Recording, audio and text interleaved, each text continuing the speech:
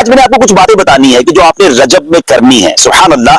رجب میں ایک رات آتی ہے اور ایک دن آتا ہے جو بڑا ہی مبارک ہے. وہ 27ویں رجب ہے, وہ شب معراج ہے. وہ رات عبادت میں گزارنی ہے اور وہ دن روزہ رکھنا ہے. اس کی فضیلت کیا ہے؟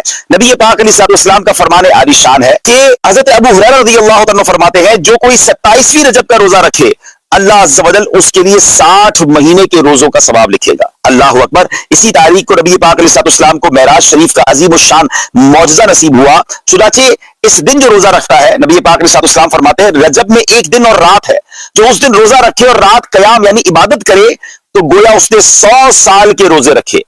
فرمایا 100 برس کی شب بیداری کی اور یہ رجب کی 27ویں رات ہے. تو پتہ چلا 27ویں شب کو عبادت کرنی ہے, 27 رجب کو روزہ رکھنا ہے.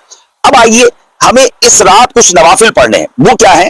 رجب میں ایک رات جس میں نیک عمل کرنے والے کو 100 برس کی نیکیوں کا ثواب ہے, وہ 27ویں شب ہے, 27th نائٹ آف رجب, جو اس میں 12 رکعتیں اس طرح پڑھے کہ ہر رکعت میں سورہ فاتحہ اور کوئی ایک سورت اور ہر 2 رکعت پر التحیات پڑھے اور 12 پوری ہونے پر سلام پھیرے. اس کے بعد 100 بار یہ پڑھے سبحان اللہ والحمدللہ ولا الہ الا اللہ واللہ اکبر, اور پھر استغفار 100 بار پڑھے, درود شریف 100 بار پڑھے اور دنیا اور آخرت میں سے جس چیز کی چاہے وہ دعا مانگے. صبح روزہ رکھے تو اللہ پاک اس کی سب دعائیں قبول فرمائے گا سوائے اس دعا کے جو گناہ کے لیے ہو. تو 27th نائٹ 12 رکعت نفل پڑھنی ہے اور 12 پوری ہونے پر سلام پھیرنا ہے. ٹھیک ہے, ایک ساتھ 12 رکعت نفل پڑھنی ہے اور 100 بار کیا پڑھنا ہے؟ سبحان اللہ والحمدللہ ولا الہ الا اللہ واللہ اکبر.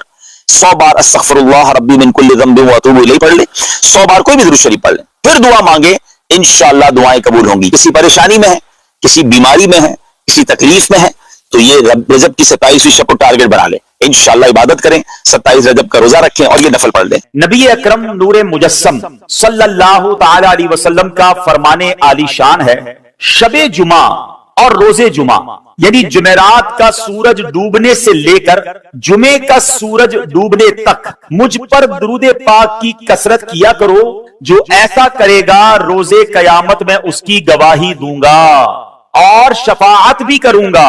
سبحان اللہ. یعنی یہ جو وقت گزر رہا ہے شب جمعہ اور روز جمعہ, یہ کثرت سے درود پاک پڑھنے کا وقت ہے. ان اوقات میں بالخصوص دیگر فضول باتوں سے بچ کر, فضول کاموں سے بچ کر زیادہ سے زیادہ درود پاک پڑھنے ہیں. آئیے مل کر محبت کے ساتھ بآواز بلند درود پاک پڑھ لیں. صلو علی الحبیب صلی اللہ تعالی علی محمد صلی اللہ علیہ وسلم. پیارے اسلامی بھائیوں, بیر سبا یہ ایک تاریخی شہر ہے جو کہ فلسطین کے قریب ہے. یہ بہت بڑا شہر بن گیا ہے.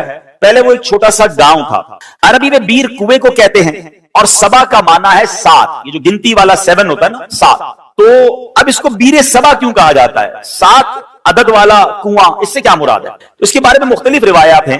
ایک روایت یہ ہے کہ اللہ کے نبی حضرت ابراہیم علیہ السلام کو جب آگ میں ڈالنے کا واقعہ پیش آیا تو آگ جب آپ کے لیے گلزار بن گئی, اس واقعے کے بعد آپ نے ایک علاقے بابل کی طرف ہجرت کی اور مصر سے ہوتے ہوئے اس جگہ پر پہنچے جہاں یہ بیر سبا, یہ کنواں موجود ہے. اس وقت حضرت ابراہیم علیہ السلام کی عمر جوانی کی عمر تھی.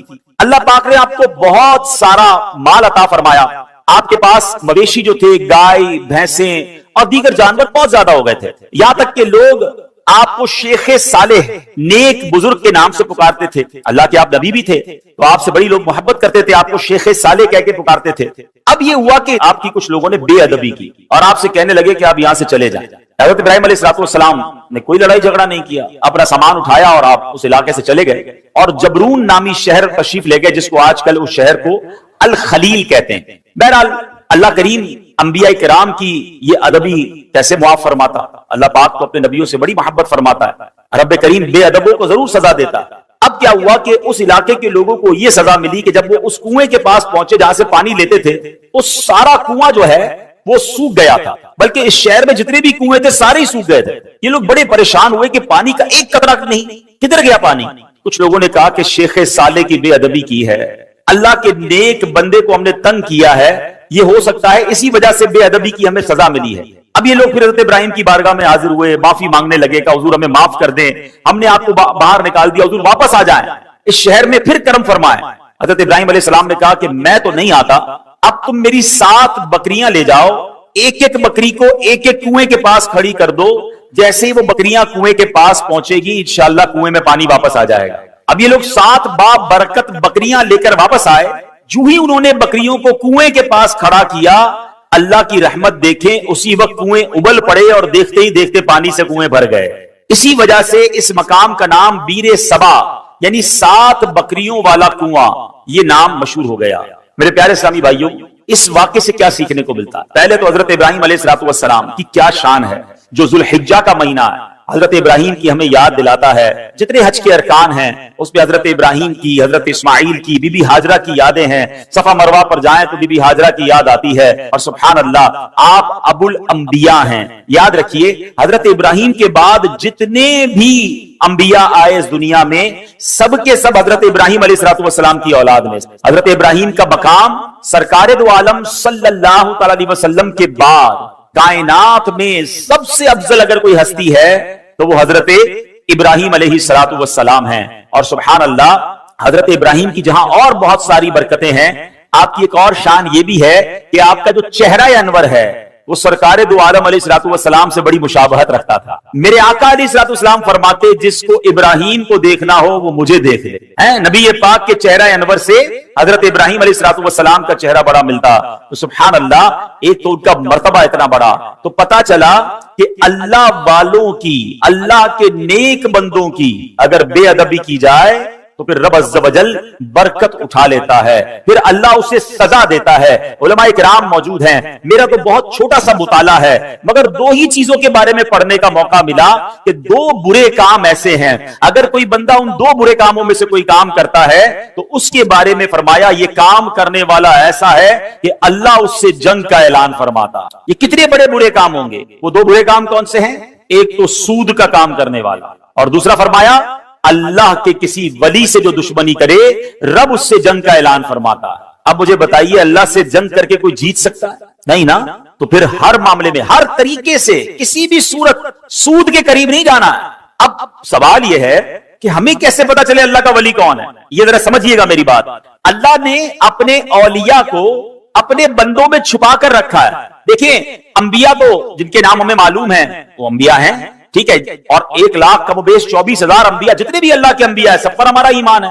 اب صحابہ کی بھی ایک لسٹ ہے کہ جنہوں نے نبی پاک علیہ الصلوۃ والسلام کا دور بھی پایا اور ان کا دیدار کیا یا ان کی صحبت اٹھائی, ایمان کی حالت میں ان کا دیدار کیا یا صحبت اٹھائی اور ایمان پر ان کا خاتمہ ہوا, وصال ہوا, وہ صحابی ہیں. لیکن ولی کو کیسے پہچانے؟ تو علماء فرماتے ہیں کہ اللہ نے اپنے ولیوں کو لوگوں میں چھپا کے رکھا ہے. ہو سکتا ہے شکارپور کے اجتماع میں اللہ کے بہت سارے اولیاء کرام موجود ہوں, ہمیں نہیں پتا. تو اب کرنا کیا ہوگا کہ ہمیں ہر مسلمان سے ادب سے بات کرنی ہے, ہر مسلمان سے پیار سے بات کرنی ہے, کسی کا دل نہیں دکھانا. کیا پتا میں کسی کے ساتھ بدتمیزی کروں وہی اللہ کا ولی ہو, اور ویسے ہر مسلمان کے ساتھ بدتمیزی سے بچنا ہے. ادب تو سب کا کرنا ہے لیکن اللہ کے ولی کے ساتھ تو بیڑا غرق ہو جائے گا نا. تو اپنی زبان کو احتیاط سے استعمال کریں, لوگوں کے ساتھ جو ہے وہ بدتمیزی نہ کریں, کسی پر ظلم نہ کریں, کسی پر زیادتی نہ کریں. ہمیں کیا معلوم اللہ کی بارگاہ میں اس کا کیا مرتبہ ہے. بلکہ احادیث میں یہ مضمون ملتا ہے کہ کچھ لوگ ایسے ہوں گے کہ جو پرا گندا بال ہوں گے, یعنی بال بکھرے ہوئے ہوں گے, کپڑے ان کے اتنے اچھے نہیں ہوں گے, ان کو اپنی محفل میں کوئی نہیں بلاتا ہوگا, نہ آئے تو کوئی نوٹس بھی نہیں کرتا. آقا علیہ الصلوۃ والسلام فرماتے ہیں مگر اللہ کی بارگاہ میں ان کا وہ مقام ہوتا ہے کہ اگر وہ قسم اٹھا لے کسی معاملے پر رب ان کی قسم پوری فرما دیتا ہے. ہم تو عام طور پہ لوگوں سے ملتے بھی ان کے لباس کو دیکھ کے, ہاں یار یہ ذرا رکھ رکھاؤ والا ہے, اس سے ملنا ہے, اس کو ساتھ بٹھانا ہے, نہیں یار اس کے کپڑے میلے ہیں, یہ تو دکھنے میں بڑا غریب لگتا ہے, ٹوٹی ہوئی چپل پہن کر آیا ہے, اس کو کہاں اپنے قریب آنے دوں, اس کے کپڑوں سے بو آ رہی ہے. نہیں, کسی کے لباس, کسی کے حلیے, کسی کی غربت دیکھ کر اس کی بے عزتی نہیں کرنی ہے. سب کے ساتھ پیار سے پیش آئے. ہمیں نہیں پتا اگر وہ اللہ کا ولی ہوا اور کسی معاملے میں ہم سے ناراض ہو گیا نا تو چلتی گاڑی رک جانی ہے, سارے بڑے کام بگڑ جانے, کیونکہ رب کا ولی ہے, رب کا دوست ہے. ہمیں نہیں پتا ہم کسی کے ساتھ زیادتی کریں اور پھر جب رب بدلا دے, رب کی قدرت کی طرف سے بدلا آتا تو ہم مارے جائیں گے, ہم تباہ و برباد ہو جائیں گے. تو اے میرے پیارے اسلامی بھائیوں, پہلا مدنی پھول یہ لے کر جائیے, کسی مسلمان کے ساتھ زیادتی نہیں ہونی چاہیے, کسی مسلمان کو تکلیف نہ پہنچائیں. حدیث پاک میں آتا ہے من آذا مسلمن فقط آذانی.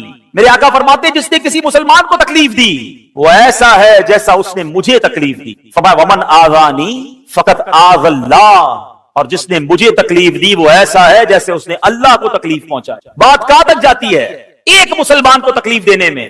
اب وہ سوچے جو مسلمانوں کو گالیاں دیتے ہیں، وہ سوچے جو مسلمانوں کا مال دباتے ہیں، وہ سوچے جو چوریاں کرتے ہیں، جو زمین پر قبضہ کر لیتے ہیں، جو یتیم بیواؤں کا بلکہ اپنی بہنوں کا ورثہ دبا لیتے ہیں، تو کیا جواب دیں گے اللہ کی بارگاہ میں؟ کیسے جواب دیں گے؟